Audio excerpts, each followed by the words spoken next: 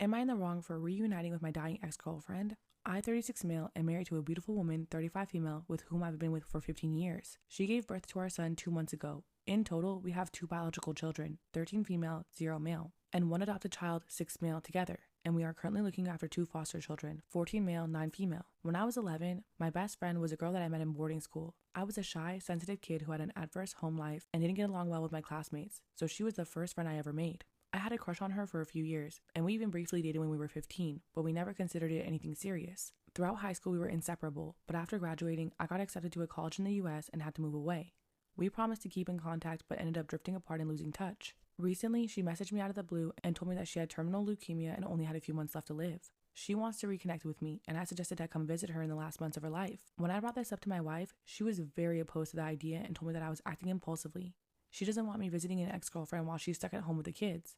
I understand that she has a lot going on at home with the kids and a new baby, but I have forever to make it up to her, whereas I only have a few months to reunite with someone who was at one point one of the most important people in my life. So would I be in the wrong?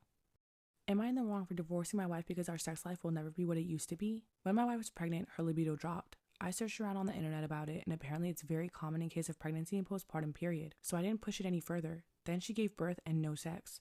I waited a year to broach the conversation because apparently breastfeeding decreases libido too. After a lot of discussions, we went to therapy. Couples therapy was a very different experience to me. My wife was just better at talking about her feelings, so I was advised to go to individual therapy to help me with it. I found a dude, and we hit it off instantly. He is my type of therapist, no BS kind of guy, calls you out on your BS and then accurately explains what's going on. Our couples therapist is a woman and very preachy in the way that she talks. I'm like, get to the point. So a few months into couples therapy, and the conclusion was that I need to manage my expectations regarding sex, that we're not going to be having that much and that quality of sex that we were once having.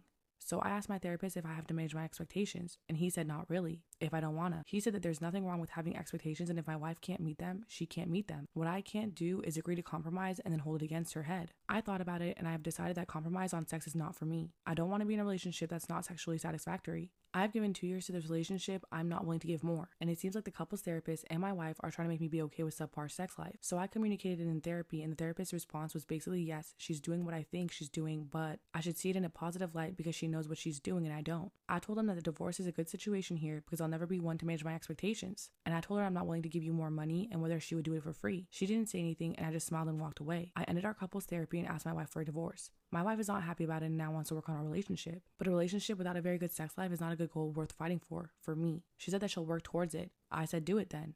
It's been 2 days, nothing has changed really. I mean, she has all the time she needs before the divorce is finalized, so that's that. But I'm not hopeful.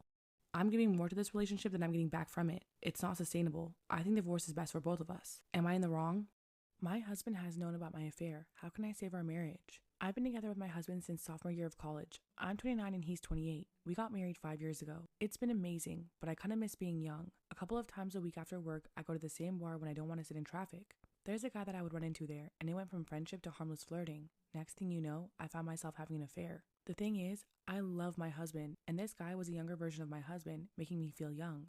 To avoid going into too much detail, my sister recently found out and alerted my husband behind my back.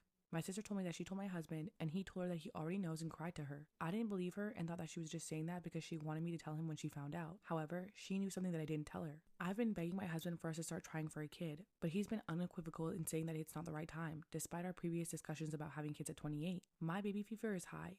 She told me that the affair is why he doesn't want to have a baby right now.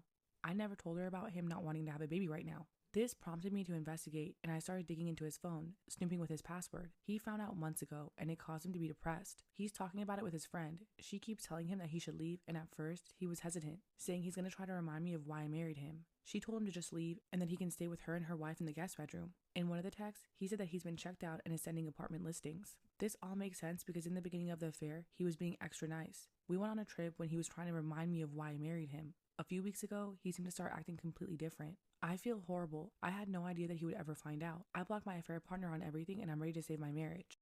Am I wrong for ignoring my childhood friend after she ditched me on my wedding? I, 29 female, got married recently. I had been planning my wedding for a long time and had 10 bridesmaids as I did not want to leave any of my closest friends or cousins out. I did not want it to be financially draining for anyone, so I bought all of their bridesmaids' dresses. One of my childhood best friends, let's call her Leah, was also my bridesmaid. I had switched 3 flights to be there for her wedding and then returned just the day after as I was not able to take time off work but did all of my bridesmaid duty and made sure I was there for her wedding no matter what. But when it came time for my wedding, she wasn't getting very involved in the planning but would leave random messages for me from time to time to show her excitement. I just assumed that she was really busy and did not think much of it. I was a bit shocked in her when she did not show up for my bachelorette. My sister and my maid of honor told me that she had asked each and every one of my bridesmaids about their date of convenience and budget before planning my bachelorette, and Leah had confirmed her presence but dropped out last minute saying she had an important work meeting. I believed her till I found out that she was actually out on a cousin's trip on the same date. This really pissed me off and I confronted her. She never gave a proper explanation and just became really defensive.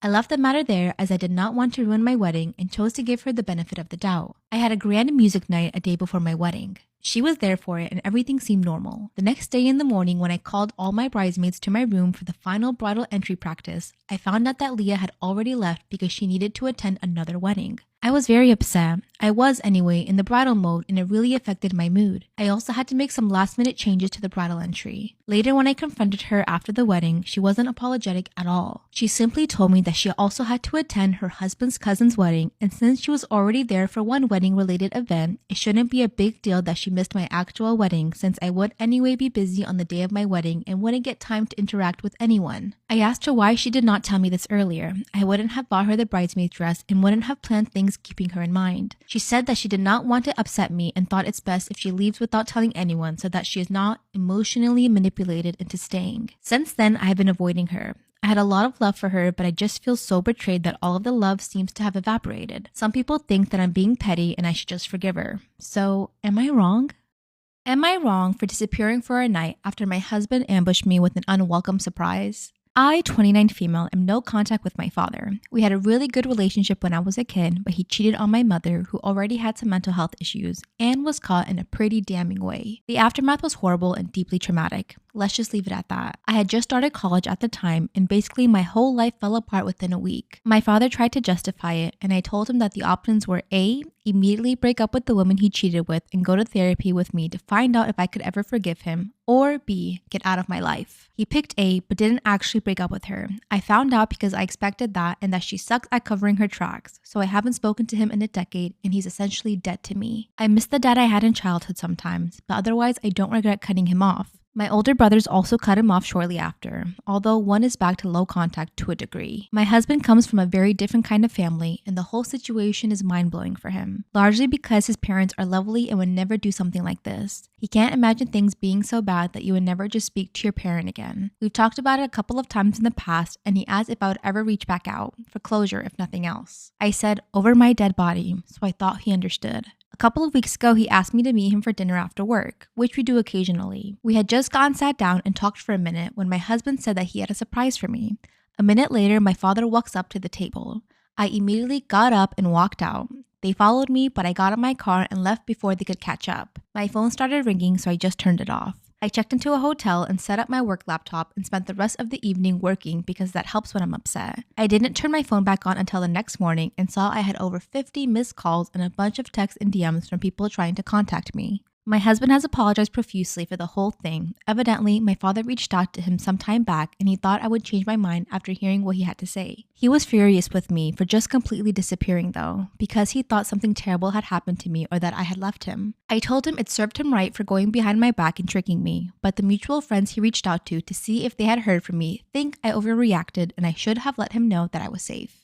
Am I wrong for telling my boyfriend that I won't be donating part of my liver to him? My 31 male boyfriend in the past had a binge drinking problem before we met. By the time we met, he had been sober for years, but he had cirrhosis on his liver that doesn't look to be getting better and had some really bad lab results. He also has an embolism in his lung, so he has reduced lung function and diabetes. He went to a liver specialist who mentioned that my boyfriend might need a liver transplant in the future, and he came back pretty bummed about that, understandably. He then, not seriously, but kind of hopefully, let me know that I should donate part of my liver to him if we matched. I told him no, and I was kind of shocked he would ask. We've been dating 8 months, and while I like him, I'm not convinced he's the one yet. He has a lot of qualities I like, but some that drive me up the wall, including having poor personal hygiene and not looking after his diet and eating mostly fast food. He was surprised and then tried to cover it up, saying he didn't expect it and was just joking. I felt like he was serious but didn't want to seem that way and told him I would only think about doing something so personal for a parent, sibling, or spouse, and only if we were on good terms. Then he joked, saying he could just ask me to marry him to get my liver.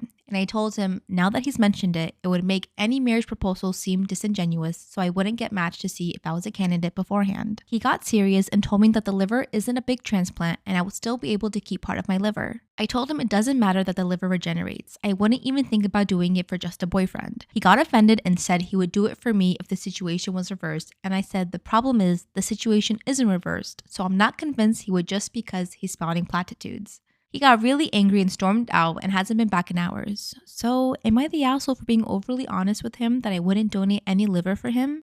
Am I the arsehole for being mad that my boyfriend only follows Instagram models? Story time. So one day I'm at my boyfriend's house and we'll call my boyfriend Steve. We're sat in the living room, his mum and dad were there, we're watching a film, and Steve literally has the attention span of a gnat, so he doesn't really watch films, but he was scrolling through his Instagram stories, just watching what the world was up to. So I was looking over his shoulder being a little nosy girl, and I realised that every single story was from like an Instagram model. Either that or it was like all the hot girls from our school. It was bikini pic after bikini pic. Now don't get me wrong, girlies, post your content, get that back. And the longer it's going on, I'm like, oh my god, this is a lot. This is getting quite embarrassing actually. And I was getting so wound up just watching him flick through these stories. Steve got up to go to the bathroom. So I started to unfollow all of them whilst he was on the toilet. I'm like a whippet. Listen, I'm not normally one to go on his phone, but desperate times call for desperate measures. And I was about to be bold with this. I had nothing to hide. So when he came back, I just kept hold of his phone and carried on unfollowing girls. Now you may think I'm being a little bit dramatic here, but these were the only people he was following. Like some of his friends weren't even in his following list. So he goes, excuse me, what the hell do you think you're doing? And I'm just there like, oh, I'm just following the girls. And I just remember saying, is that going to be an issue for you? Or... He got so pissed off with me. He started acting as if I had betrayed him for unfollowing these girls. Steve, baby, get your priorities right. He literally turned to me and was like, why would you do that? I don't know, Steve. I said, you literally have a girlfriend that you pose with all the time. Like, it's kind of embarrassing to have a following list that looks like that. I can't really remember what happened in this section, but I just kept saying, it's embarrassing. Like, none of them follow you back. And this motherfucker has the audacity to turn around and say, well, they used to follow me back. Steve, babe, no, they didn't. Stop trying to inflate your ego. So I thought that, like, we were just gonna argue about this and it was gonna, you know, like, be done with. We were just gonna argue, he'd stop following the girls, blah, blah, blah.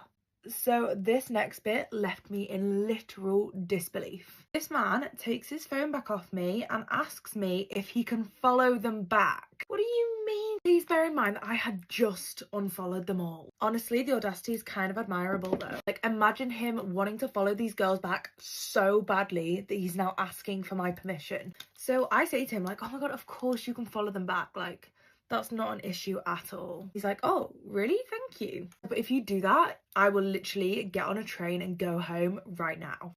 Anyway, this was literally like 2 years ago. I would probably deal with this a lot more differently now. But I think this is such an interesting topic. Like, please do let me know if you find following like Instagram models or girls on Instagram is a big red flag. Personally, it doesn't really matter to me that much unless it is like this type of situation where they are the only people that he's following. Am I in the wrong for telling a man that I was not willing to be a housewife on his salary? I've been seeing this man for a few months and this has been good. We have fun and are quite compatible in most things. However, recently we were having a conversation about long-term goals and where we see ourselves in 5 years. He said that he wanted to be married and have a couple kids in a couple years and a housewife. He said that he feels like he'll fail as a husband if his wife works. I said that he should take into account that a lot of women actually have dreams and goals and his wife may not want to be a housewife. I said I wouldn't want to, and especially not a full-time stay-at-home mom. He was trying to convince me of why it would be such a good idea for me to quit my job and just relax because I've been working since I was 16 and had no one to rely on but myself. Have always had multiple jobs, even in college, and have never had time to just relax and not do anything. I said being a stay-at-home mom or even a housewife is not relaxing unless the husband is a millionaire who hires help. It's not just lounging around all day when chores and or childcare need to be done. I said I would consider it if he made so much money that my salary would seem like peanuts. I explained that although I do not admire this quality about myself, I'm someone who values comfort and convenience. I've had a very high-paying job for a long time and I've gotten used to living a good life. I'm not going to downgrade my lifestyle just because it will allow me to stay at home and not have a job. Nothing about being unemployed and living an average life sounds appealing to me.